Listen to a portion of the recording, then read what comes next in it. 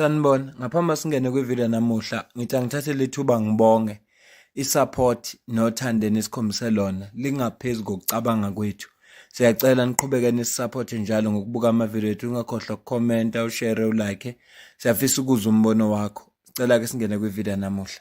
Seyinsukwini ze-festive lapha abantu abaningi bejabula khona, abanye banemindeni yabo ey'ndaweni ezehlukahlukeneyo. Abantu batravelile besuka la abasebenzela khona beye emakhaya, kube kujatshuliwe nje, kunemicimbi eminingi eyenziwayo. Abanye futhi bayiqondanisa nazo lezi khathi kaDisemba. Kodwa ayikho into ebuhlungu njengale engiyibonile. Ngibona iy'ngane ey'ncane y'phuza utshwala. I-Department yaka-Social Development ikhipha i-statement mayelana nalelo daba lelo. Kodwa ngaphambi siye kwi-statement ngicela ubone nansi ivideo.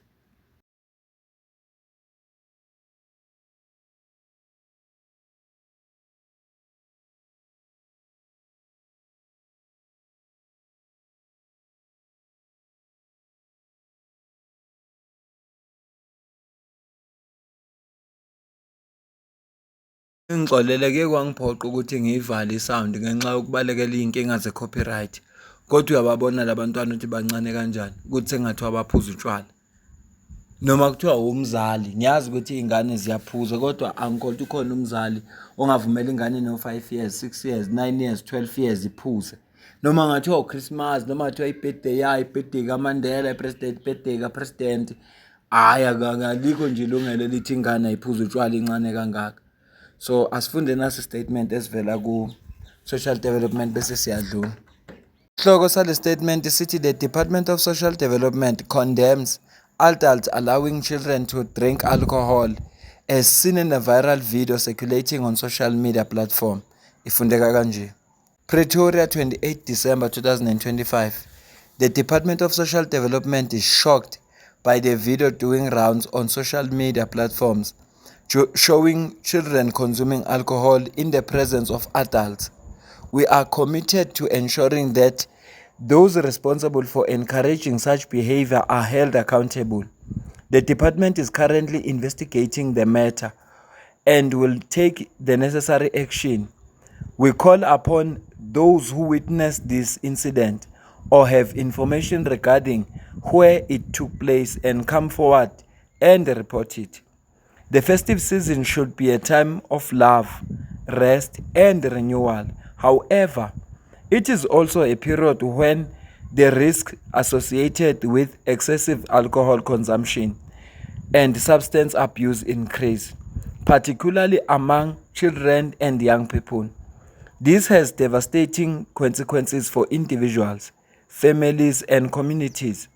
Parents, caregivers, and all families are reminded of their responsibility to remain vigilant and protective during this period. Festive celebrations should promote healthy family values, positive role modeling, and safe environments that nurture children and young people. The Department of Social Development is consistent in maintaining the Children's Act 38 of 2005, which aims to promote the rights and protection of children. Open quotes. I urge all South Africans to avoid excessive alcohol use and to say no to drug dealing during the festive season and beyond. Alcohol and drugs rob families of precious moments, fuel violence, contribute to road fatalities, and derail future of our children and youth. To the youth of South Africa, choose fun, games, sport, and quality family time during the festive period, and not alcohol or drugs. You are precious and your future matters. Staying sober helps you enjoy the festive season safely. Close quotes. From the Minister of Social Development, Nokzola Sisisi Tolashe. If you or any person know is addicted to alcohol or drugs, please visit the Department of Social Development office. Ayike bayishile inamba yabo ngabafonela. Ayikho into ezongijabulisa mina njengokuzwa kuthiwa basebeboshiwe labantu. Labazali nje bebekhona. Ikhuluma mama lo velayo lapha ya. Mangathiwa nje baboshiwe. ngoba irresponsible. Angeke uyekele iy'ngane ey'ncane kangaka iphuza utshwala ukhona omdala ubukele. Ayikho into engangijabulisa njengokuzwa kuthiwa baboshiwe. Yibo bonke abazali aba-useless lapha. Yibo nje abazali aba-useless lapha. Inkinga impilo i-vice versa.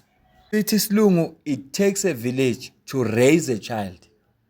Awungitshela ngihlezi ngisho lento ngithi ukuphila kwamakhaya kusho ukuthi uzophila umphakathi, sizophila isizwe. Ukufa komuntu oyedwa ekhaya abe ingane engaka abuqala utshwala engaka. Funa sazi ukuthi leyo impact lezo impacta i-affect umphakathi aphila kuwo, so affect ilo section ahlala kuyo, kuzomphakathi wonke aphila kuwo, then the whole nation izoba affected. So yingakho ngisithanda lesisho sesilungu, it takes a village to raise a child. Siyazi ke siphila esikhathini samalungelo. Angiyeke futhi le ndaba uyangicasula, singene kule ndaba le eyenziwa amaphoyisa ngapha ya eborder.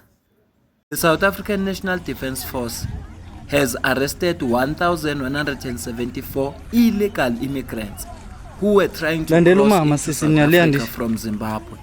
Some of the illegal immigrants got aggressive when they were stopped and stabbed a soldier, and he had to receive urgent medical care. Kodwa le social lesifeyilile thina njengabantu base South Africa. Bekufuneka leli social exercise ipower yalo njengamaphoyisa ngapha eKZN. Yazi kube kubika ukuthiwa lo muntu lo kwazi sosha udubliwe ngoba phela ubelwa. Ukube nje kuthiwa amaphoyisa amdublile wafa on the spot, ngabe benza ubulungiso obukhulu kabi ukuze bezokwazi ukuthi awudlaleli. Akufanelanga uze wenza iphutha udlalele emaphoyiseni, you'll suffer the consequences, noma kumasosha you'll suffer the consequences. Yeah, izona into ezibuhlungu ezenzeka ngeSouth Africa yethu ekhululekile le, yokuthi abantu bekwazi ukuthi basuke ezweni labo 1,000 and mawubheka i-timing yabo labantu abayi-1,174. I-timing yabo bayazi ukuthi i-border izobe iqashwe kakhulu mase kushaya umhla ka-3, 4 isikhathi abantu sebebuya.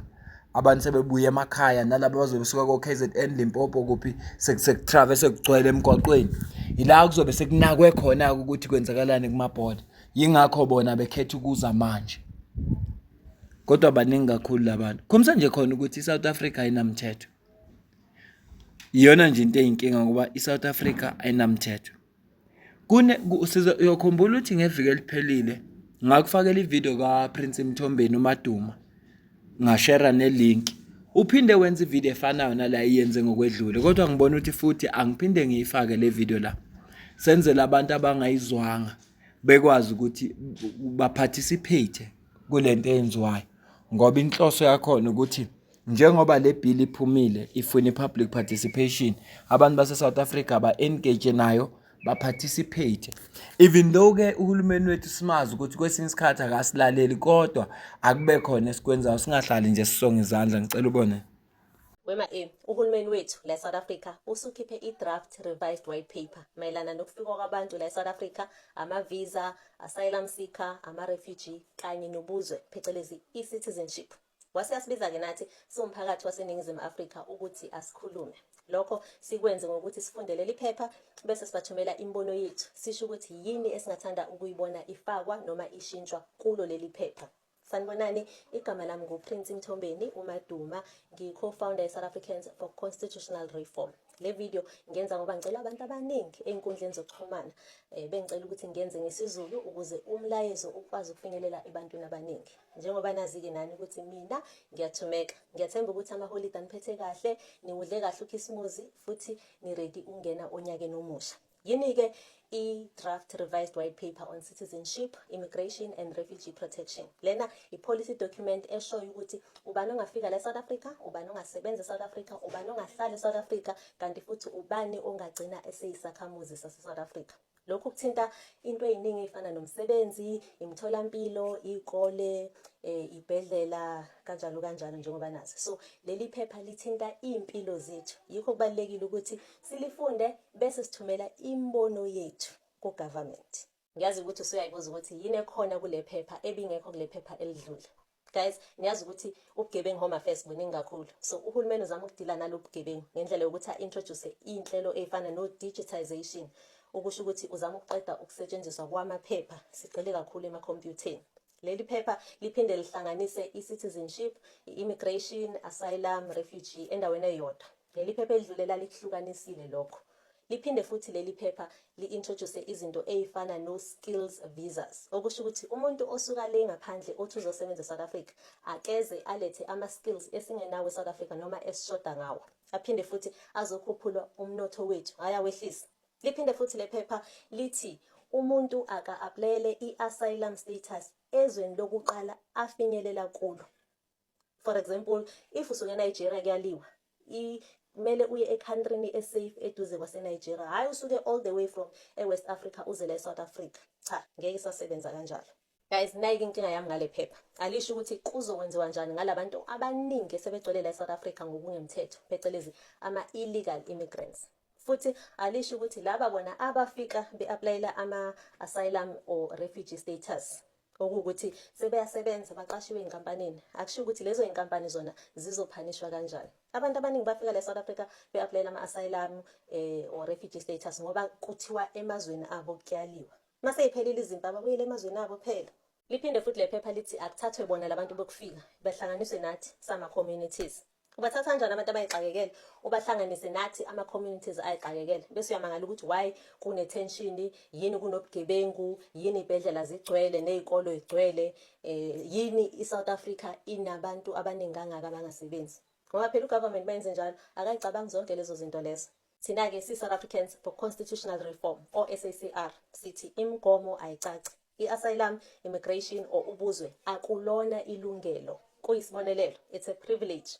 Futhi akuhambisane nokuthi uhlonipha umthetho wase South Africa. Mawuqala udelela or ungasahloniphi umthetho, buyiselwa back ezweni lakho. Futhi i-asylum akube yinto yesikhashana. Hayi ukuthi umuntu azohlala nomphelo la eSouth Africa kodwa ethi wayi-applyele asylum status. Futhi sithi lo mthetho wokuthi umuntu a-applyele i-asylum ezweni lokuqala eliphephile afinyelela kulo akusebenzi, akungabhalwa ephepheni kuphela. Phinde futhi sithi amalunga eParliament akube abantu base South Africa bakwethu, abantu abazalwa ama-parent ase South Africa. Hayi ukuthi eParliament kufaka umuntu one-dual citizenship njengoba sikubona kwenzeka njengamanje. Akuqedwe lokho because sifuna abantu abazoba loyal kule country kanye nama-citizens ale country. Njengoba bese ngishilo ekuqaleni, uhulumeni uthe singathumela imbono yethu ungakafika umhla ka-31 January 2026. Kodwa thina-ke si-SACR sithe yindaba singayithathi le mbono yenu siyithumele njenge-submission eyodwa ukuze sikhulume ngezwi elilodwa bantu base-South Africa. Yikho-ke senze i-form, sa-create i-Google form esizocela ukuthi niyigcwalise. I-link yaleyo form iyatholakala ey'nkundleni zokuxhumana. Uzoyifaka i-link lapha ku-description. Ekuqaleni ngakhohlwa. Namanje anginayo ufuna ngiyoyicinga.